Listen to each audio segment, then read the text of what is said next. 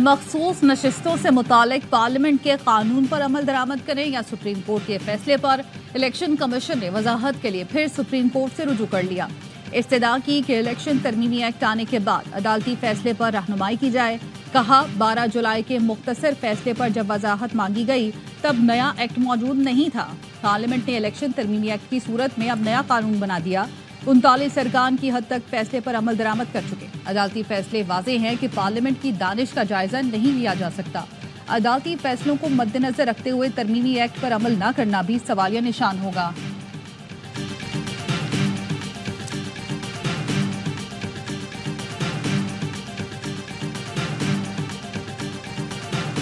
Justice Munib Akhtar का senior जजों से रवैया इंतहाई दुरुस्त और नामुनासिब था। चीफ जस्टिस काजी फाइजीसा ने जस्टिस मंसूर अली शाह को जवाबी खत लिख दिया। कहा जस्टिस मुनीब ने प्रैक्टिस एंड प्रोसीजर कानून की सख्त मुखालफत की थी। मुकदमात के बोझ से लापरवाह होकर छुट्टियों को फौकियत दी। फौरी आईनी मुकदमात सुनने से इनकार किया। ऑडियो लीक केस पर हुक्म इम्तना जारी करके केस समाअत के लिए मुकर्रर ही न करने दिया गया। साथ ही जजों ने भी उनके रवैये की शिकायत की। जस्टिस मुनीब को कमेटी में शामिल न करने की वजह आपके स्टार पर बता रहा हूँ, ऐसा ना हो कोई नाराज हो जाए। मैं हमेशा एहतसाब और शफाफियत का हामी रहा हूँ। जस्टिस याहिया आफरीदी की माजरत के बाद जस्टिस अमीनुद्दीन खान को जजेस कमेटी में शामिल किया गया। कानूनन आप ये नहीं पूछ सकते मैं किस जज को कमेटी में शामिल करूँ।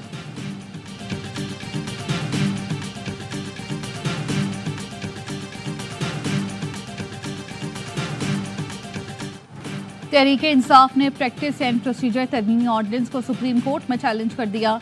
चेयरमैन पीटीआई बैरिस्टर गौहर ने सदाती ऑर्डिनेंस के खिलाफ दरख्वास्त दायर कर दी। प्रैक्टिस एंड प्रोसीजर तरमीमी ऑर्डिनेंस को गैर आईनी करार देने की इस्तदा मौक़िफ़ अपनाया। सदाती ऑर्डिनेंस के बाद प्रैक्टिस एंड प्रोसीजर कमेटी के फैसलों को कलअदम करार दिया जाए। दरख्वास्त के ज़ेरे इल्तवा होने तक नई तश्कील करदा कमेटी को रोका जाए। पुरानी कमेटी को काम करने की इजाज़त दी जाए। दरख्वास्त में विफाक, वज़ारत कानून और सेक्रेटरी सदर को फरीक बनाया गया।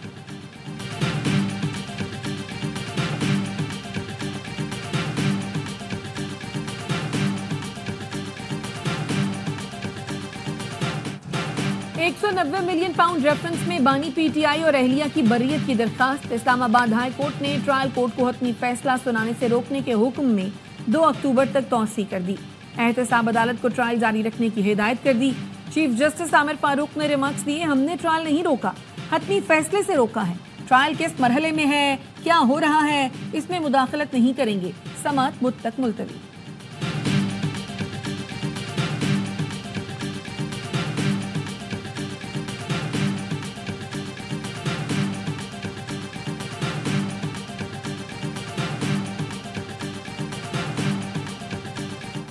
जो 1 साल से जेल में है वो मजलूम बनने की कोशिश कर रहा है। मजलूम वो हैं जिन्होंने जमहूरियत के लिए जानें कुर्बान कर दी। वज़ीर इत्तलात सिंध शर्जील मेमन कहते हैं कोई इदारा सुप्रीम नहीं, सिर्फ पार्लियामेंट सुप्रीम है। पार्लियामेंट को कोई डिक्टेट नहीं कर सकता। कुछ लोग अदलिया में तकसीम चाहते हैं। हमारे लिए तमाम जजेस मोहतरम हैं। कोई भी चीफ जस्टिस आ जाए फर्क नहीं पड़ता। ख्वाहिश है अदलिया गैर सियासी रहे। इफ्तिखार चौधरी और साकिब निसार जैसे लोगों ने अदलिया का बुरा हाल किया। दोनों की तमाम मराद वापस ली जाएं।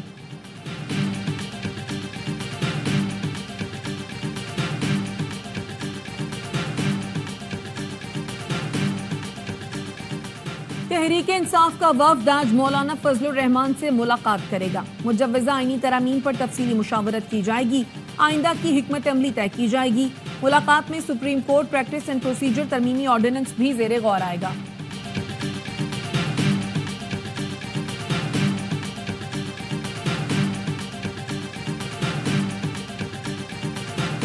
मुझे किसी ने भेजा होता तो मैं फिर बताता कि फलां ने भेजा। मेरे पास तो किसी को जरूरत ही नहीं है। कोई 2 करोड़ छोड़ के 2 रुपए भी भेजा। कोई ख्वाहिश है किसी को वाइस चांसलर लगाने की, ना मैंने चीफ मिनिस्टर साहबा से मेरी बात हुई कोई वाइस चांसलर लगाने की। गवर्नर पंजाब अपना वाइस चांसलर लगवाना चाहते हैं। मेरे पास भी एमएनए एमपीएस की सिफारिश आती है लेकिन मैं नहीं सुनती। गवर्नर को किसी नाम पर एतराज़ था तो मुस्तरद क्यों नहीं किया। वज़ीर आला मरियम नवाज की सहाफ़ियों से गुफ्तगू। गवर्नर पंजाब सरदार सलीम हैदर बोले, अगर मैं किसी को वीसी लगाना चाहता हूं तो उसका नाम बता दें। क्या पूरे पंजाब में यही लोग हैं जिनके नाम कमेटी ने भेजे? वाइस चांसलर का मामला हो या आईनी पैकेज, मेरिट से हटकर कोई काम नहीं करेंगे।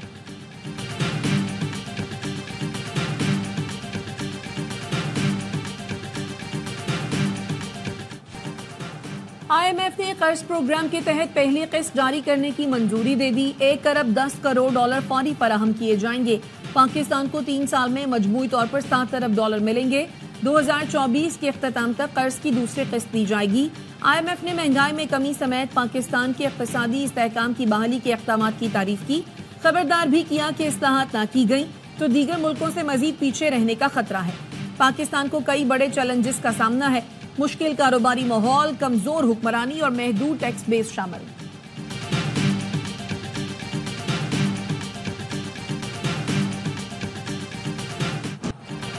वज़ीर आज़म शहबाज शरीफ का IMF पैकेज की मंजूरी पर इत्मीनान का इजहार। कहा, मुआशी आदाब के हुसूल के लिए मेहनत जारी रखेंगे। उम्मीद जाहिर की कि ये पाकिस्तान का आखिरी कर्ज प्रोग्राम होगा।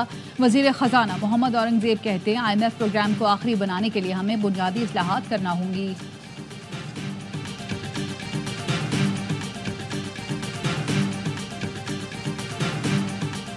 Very strong relation with Shehbaz Sharif's government. We have a very strong relation with Pakistani people. We are very encouraged by the economic recovery that Pakistan is undergoing right now. Finance Minister Aurangzeb, and hear about the very serious plans and reforms that are being undertaken.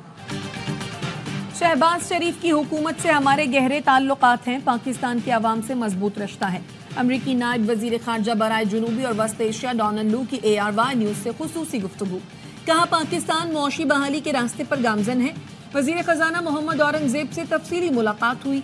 मुआशी मंसूबे और इस्लाहात से मुताल्लिक इल्म हुआ। ये मंसूबे आसान नहीं, ये पाकिस्तान का मुस्तकबिल है। इंसदाद दहशतगर्दी की कोशिशों में पाकिस्तान के साथ हैं। अमरीका चाहता है पाकिस्तान कामयाब हो।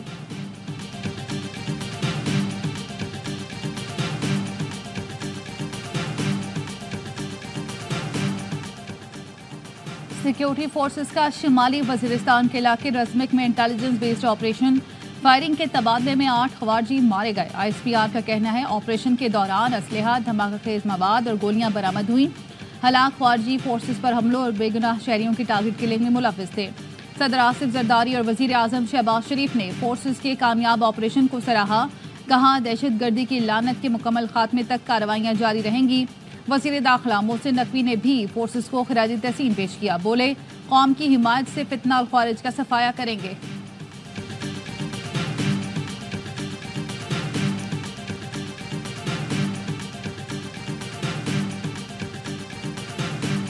फाइनल डे रियासत उठ के ये डिसाइड करती है, headed by the then prime minister and then military leadership, कि जी हमने इनको वापस ला के बसाना है तालिबान को, और आप उनको वापस ले आते हैं और वापस ला के सेटल्ड एरियाज का भी अमन तबाह हो जाता है। और आज जो साउथ KP के अंदर हालात हैं, वो पॉलिसी शिफ्ट वक्त ने साबित किया कि वो गलत था।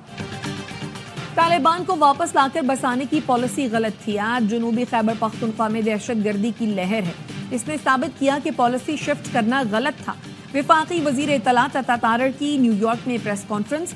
कहा, दहशतगर्दी के खिलाफ जंग में पाकिस्तानी कौम ने 80,000 जानों की कुर्बानी दी, अरबों डॉलर का मुआशी नुकसान उठाया है। Pakistan, since the very, very beginning, I mean before 1948 till now, their position is fully with the Palestinian people, and they help the Palestinian people. वज़ीर आज़म शहबाज शरीफ की न्यूयॉर्क में फ़लस्तीनी सदर से मुलाकात। महमूद अब्बास ने ARY न्यूज़ से खुसूसी गुफ्तगू में कहा, 1948 से आज तक पाकिस्तान ने फ़लस्तीन की भरपूर हिमायत की, हमेशा फ़लस्तीनियों का साथ दिया। वज़ीर आज़म शहबाज शरीफ ने गजा में फौरी जंगबंदी और फ़लस्तीनी रियासत के क़याम का मुतालबा किया। सलामती कौंसिल में मुबाहिसे से खिताब में बोले, इसराइल को इसके जराइम पर जवाबदेह बनाना होगा। जम्मू और कश्मीर का मसला हल न होने से खित्ते के अमन को खतरा है। कश्मीर से मुतालिक सलामती कौंसिल की करारदादों पर अमल दरामद जरूरी है।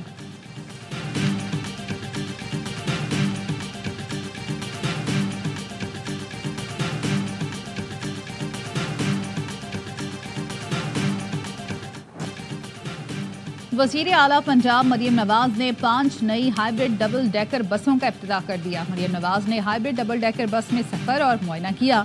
कहा, पंजाब में मेट्रोपॉलिटन टूरिज्म के लिए नई माहौल दोस्त बसें फराहम करेंगे। लाहौर में सयाहत के लिए नए रूट्स पर डबल डेकर बसें चलाई जाएंगी।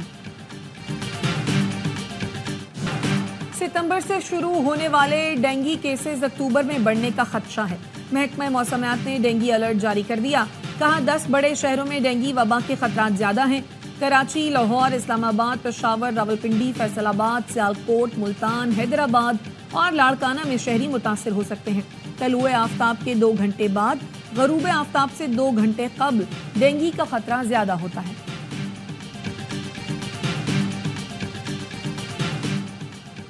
बलूचिस्तान के इलाके पशीन में 2.5 साल के बच्चे में पोलियो वायरस की तस्दीक। कौमी इदारा सेहत के मुताबिक बच्चे में पोलियो वायरस की किस्म VPV1 की तस्दीक हुई है। बलूचिस्तान से रिपोर्ट होने वाले पोलियो केसेस की तादाद 15 हो गई। रवां साल मुल्क भर से 22 पोलियो केसेस रिपोर्ट हो चुके हैं।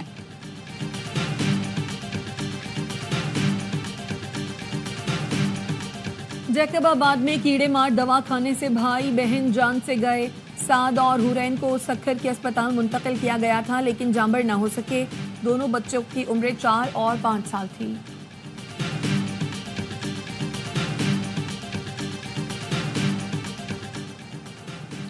बिजली बिलों में म्यूनिसिपल टैक्स की वसूली के सिंध हाई कोर्ट में समाअत। दरख्वास्त गुजार के वकील ने कहा कि इलेक्ट्रिक के पास सिर्फ डिस्ट्रीब्यूशन का लाइसेंस है, टैक्स नहीं ले सकते।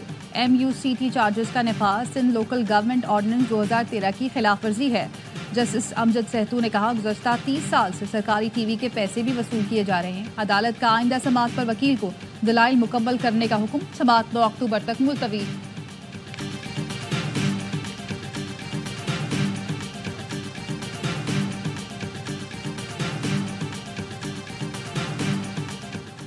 गवर्नर सिंध कामरान टेसोरी से इंडोनेशिया की कायम मकाम काउंसिल जनरल की मुलाकात। इंडोनेशिया के 79वें यौम आज़ादी की तकरीब में शिरकत की दावत दी।